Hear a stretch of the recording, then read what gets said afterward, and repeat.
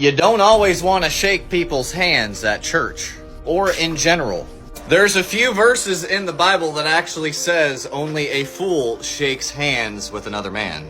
Now, this verse can have a couple different meanings. Kind of like how you're not supposed to rebuke anybody who is non-Christian. You're only supposed to rebuke the Christian, the person who actually claims to follow the Bible. It's the same thing with shaking. You only want to touch people who are sincere and genuine. Behold, an Israelite, an American with no guile. Let me tell you, beloved, it's hard to find.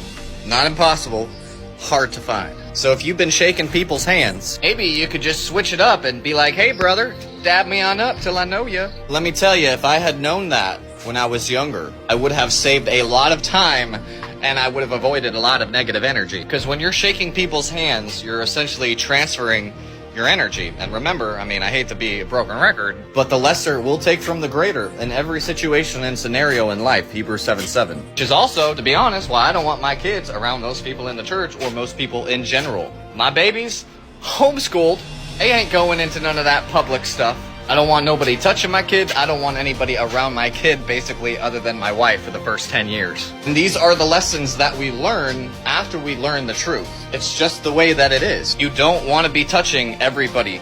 You don't want to be shaking everybody's hands. You definitely don't want random people touching your children. I'm just going to go ahead and say it. Our children are not cattle. See people in church and sometimes they're just petting the kids like a horse.